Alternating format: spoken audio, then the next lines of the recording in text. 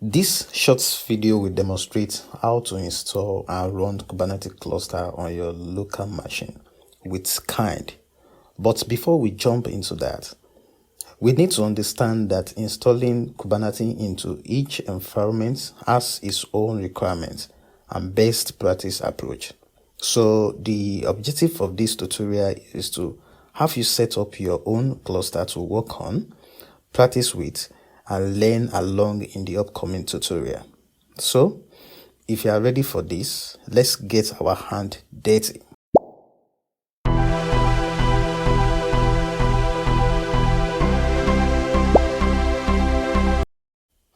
As a Kubernetes administrator and engineer, you need to understand the environment you are running your Kubernetes cluster from and how each environment imparts your experience, right? If you happen to be an expert and understand how various environment works, you can skip this part. For others, let's look at this environment. First, learning environment. Very clear from the word learning, right? Setting up this environment is for learning purpose, where you interact with the Kubernetes cluster, mostly on your local machine. Here, you are trying to learn and test Kubernetes directly on your laptop. It is pretty easy to set up and run compared to production environment, right? Talking of production environment, you are trying to set up and interact with real life environment through your machine from where user can access your applications, right?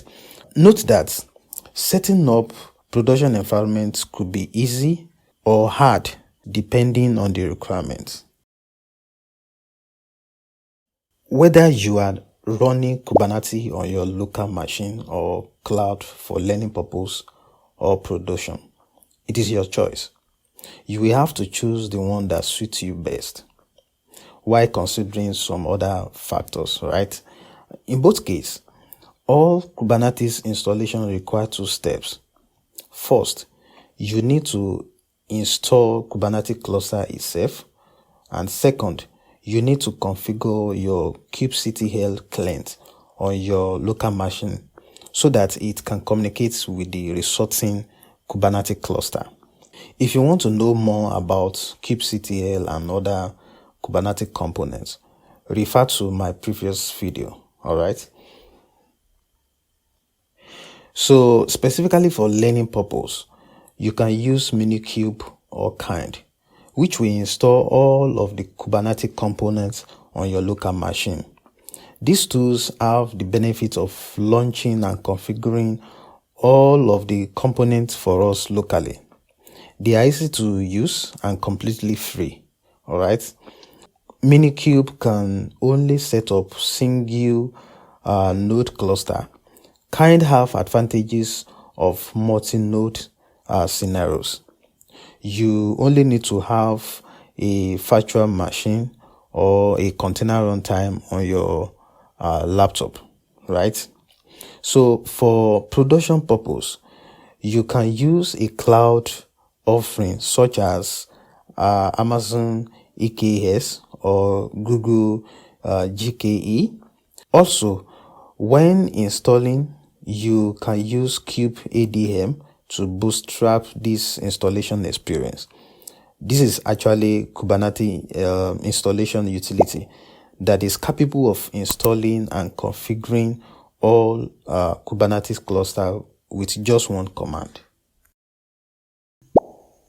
So I will come straight to Google and I will type Kubernetes installations.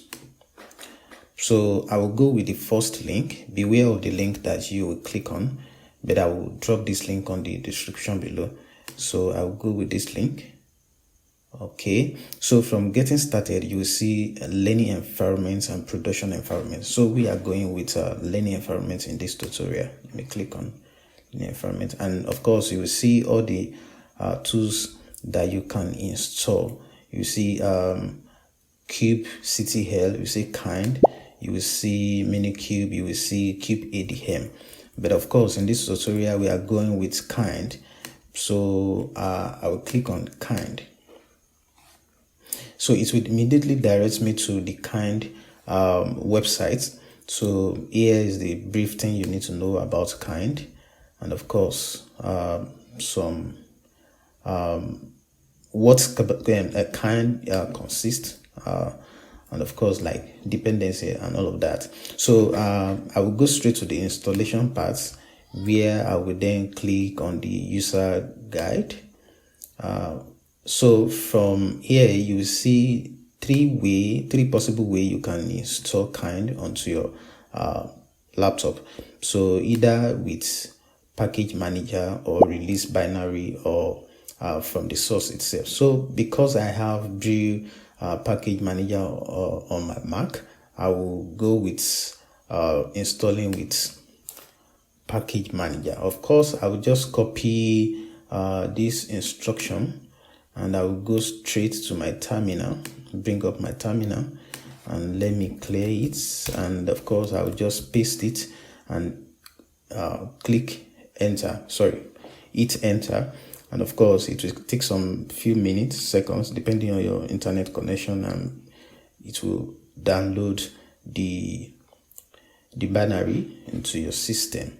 So I have it on my laptop already. There's no need for me to install it. But if you want to check, perhaps you have it already, or you want to be sure, or the fashion, you just type kind fashion, and of course, as you can see here, I have this particular fashion installed already. So next we see how we can configure our kind. So now that we have kind installed on our system, the next thing is for us to configure the Kubernetes cluster to have multi-node cluster, and that's the main reason why we are using kind over Minikube.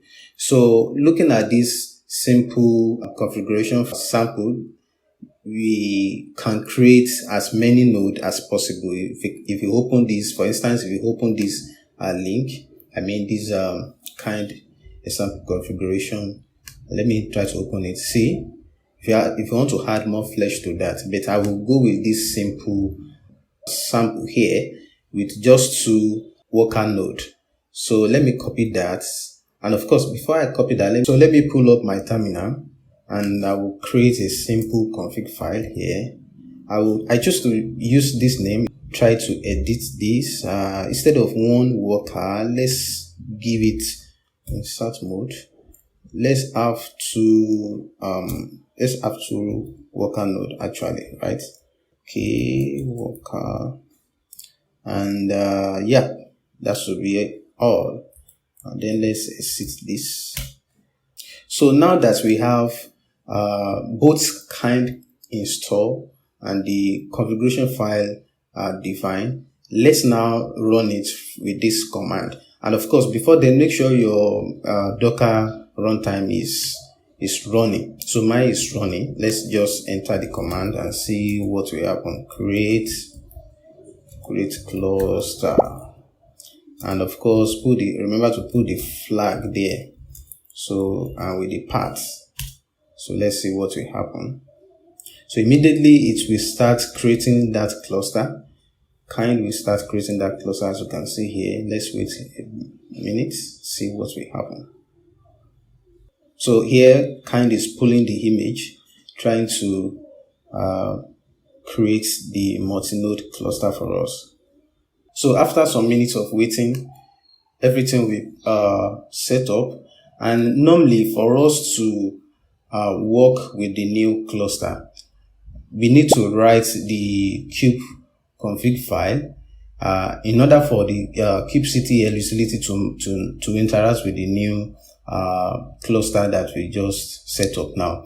But luckily, kind of already helped us to set all of that up. We don't really need to do much again. But there are a few information we can get from here. For instance, the context we are operating from. So let's do kubectl config get context. So this will display all the context that I have on my system, all the Kubernetes context that I have on my system. As you can see from here, I'm currently working with kind Kubernetes cluster contest. You can see the name, the cluster, the namespace if I have one, and of course you can see other contests like Minikube and Docker desktop. And of course we can check the node that we have on our current contest. So to do that, I will just type in kubectl get nodes. So this again, we list all the nodes that I have on my current